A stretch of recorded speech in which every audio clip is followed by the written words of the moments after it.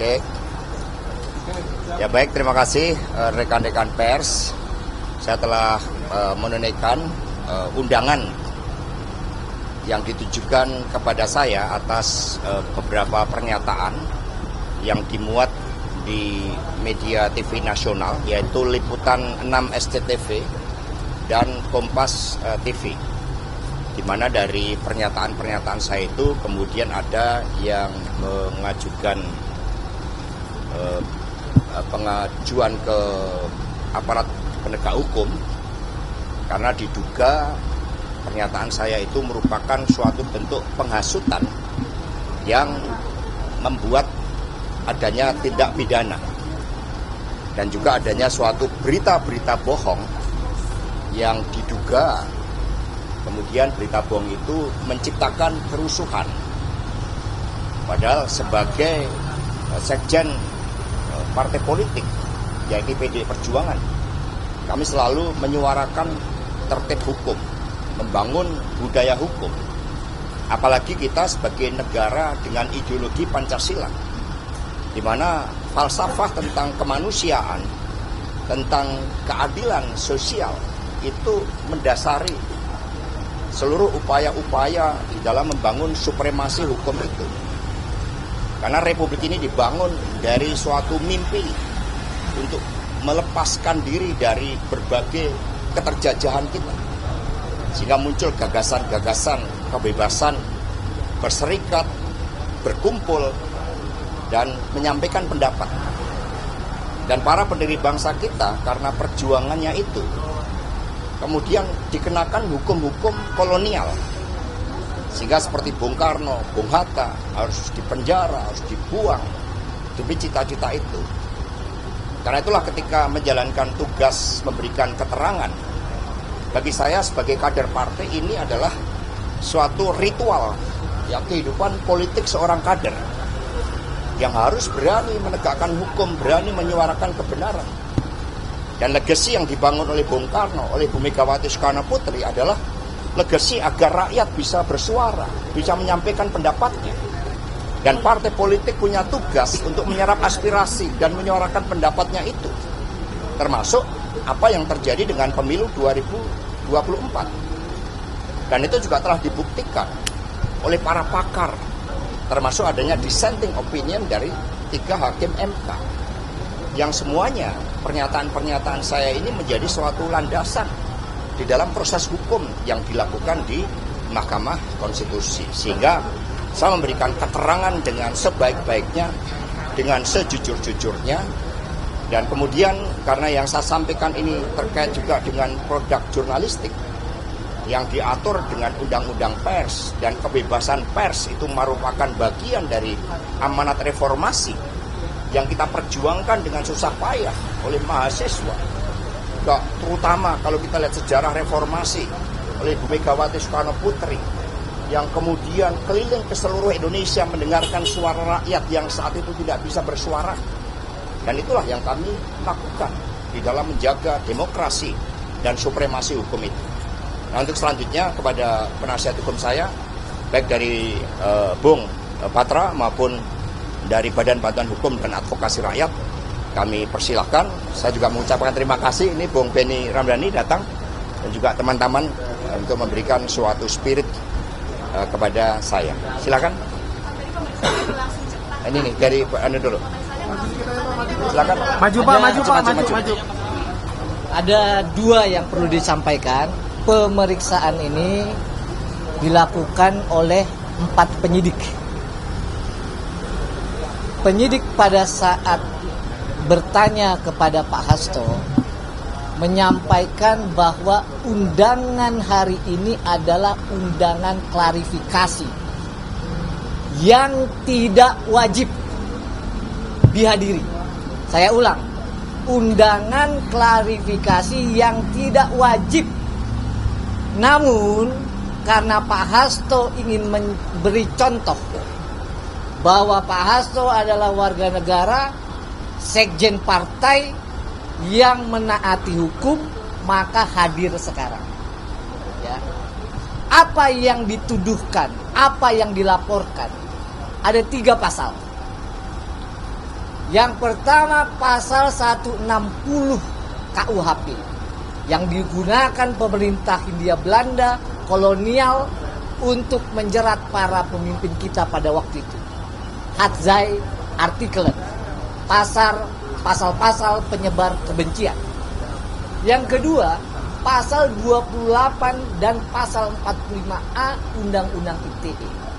Sebagaimana Pak Hasto sampaikan bahwa karena ini adalah produk jurnalisme, untuk menghormati hukum, penyidik mempersilahkan kita untuk Pak Hasto ke Dewan Pers terlebih dahulu.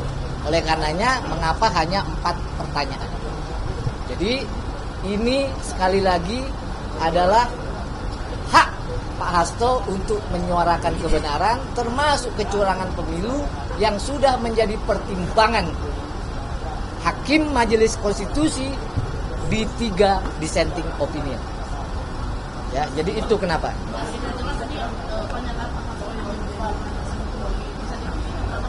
Justru itu yang ditanyakan Pak Hasto tadi dalam pemeriksaan.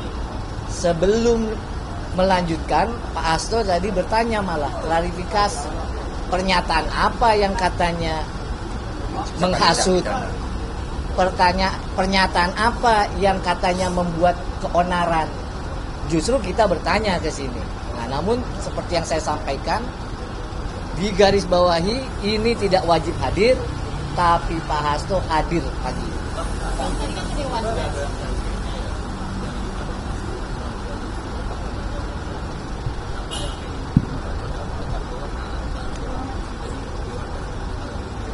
Ya itu makanya Pak Hasto sampaikan tadi, ini yang dipermasalahkan pengadu atau pelapor produk jurnalistik, produk teman-teman jurnalis.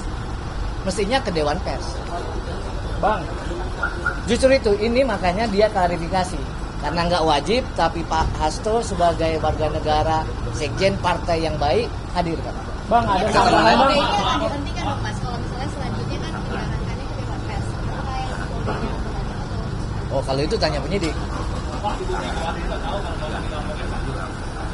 Ya sudah, saya melaporkan kepada beliau ya, dan jalankan kewajiban sebagai seorang warga negara yang taat pada hukum. Karena PD Perjuangan selalu mengajarkan kader-kadernya tentang pentingnya supremasi hukum.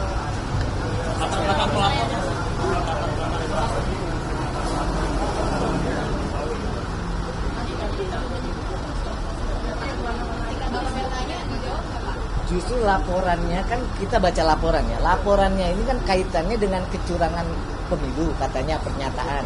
Lalu katanya ada unsur pidana. Justru kami tanya, Pak Hasto tanya. Gitu loh. Ya tentu prosedurnya kan ke Dewan Pers dulu dong kita. Ya kan? Mas Hasto, ini ketahuan sih Pak, pelapornya ini siapa Pak? Ya Pak. sebelum Novel Baswedan dan BW viral, apa yang dibicarakan dengan Yaitu kebersamaan dalam forum akademik. Seperti yang disampaikan oleh Prof. Sulistiowati, ketika politik dan hukum mengalami kebuntuan, maka jalan kebudayaan, jalan intelektual itu kita mencari untuk menguraikan berbagai persoalan-persoalan politik dan hukum itu. Sehingga kami belajar tentang antropologi hukum. Itu merupakan hal yang sangat positif sebagai suatu pencerahan. Jadi bagi PD Perjuangan juga tradisi kepemimpinan intelektual inilah yang terus kami lakukan untuk mengurai titik-titik kebuntuan antara politik dan hukum tadi. Mas Hasto ada dugaan pengambilan terlapor ya Pak, tapi kan tadi penyidik mengarahkan itu ke Dewan Pers. Tahap yang didesak.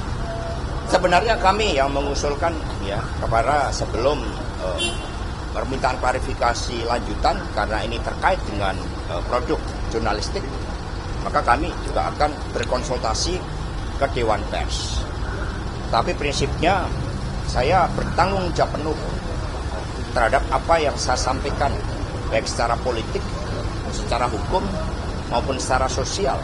Dan tidak ada suatu pernyataan-pernyataan yang saya sampaikan yang bertujuan, bermaksud menghasut, menggerakkan orang di muka umum untuk melakukan tindak pidana, apalagi juga menciptakan suatu kerusuhan. Kalau misalnya ada dugaan pembunuhan, Mas, siapa yang kira-kira menduga ini? Ya namanya dugaan biasa di dalam kehidupan politik. Mas, mengetahui identitas pelaku, informasi pelaku politik mungkin. mengetahui identitas Ya itu pelaku. ada namanya tadi, ada nama yang juga mengajukan persoalan itu dan saya tidak kenal. Tapi saya hadir dan memberikan keterangan sebaik-baiknya, sejujur-jujur. Mas Hasto, ada sanggahan terhadap 3 pasal yang disangkakan, Mas? Ada sanggahan terhadap 3 pasal yang disangkakan? Ya tentu, karena kami berbicara kan juga berdasarkan pendapat para pakar, termasuk rekan-rekan pers, pendapat para mahasiswa, yang semua kami dengarkan dan kemudian kami suarakan. Juga pendapat dari kalangan seniman, budayawan, MK, ya semua merupakan bagian karena rasa cinta terhadap kebenaran itu.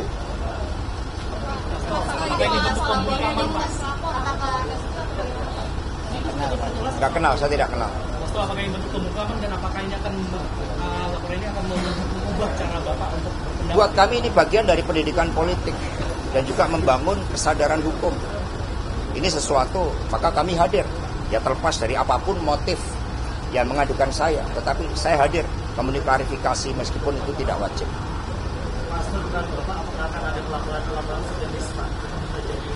Ya itu dinamika kehidupan, ya kita lihat. Penegasan Pak, jadi Bapak nggak tahu ya Bapak ini ucapan pernyataan apa sih yang Bapak pun bingung sampai saat ini. Ada dari wawancara saya di Liputan 6 dan Kompas TV.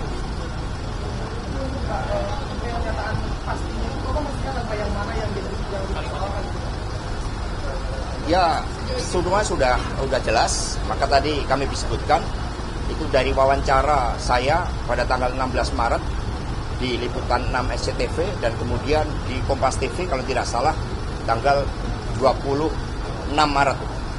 Dan kemudian itu dikaitkan ketika ada demo yang terjadi kerusuhan membakar ban, kira-kira seperti itu.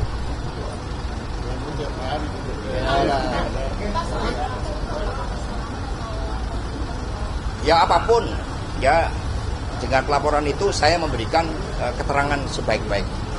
Ya cukup ya.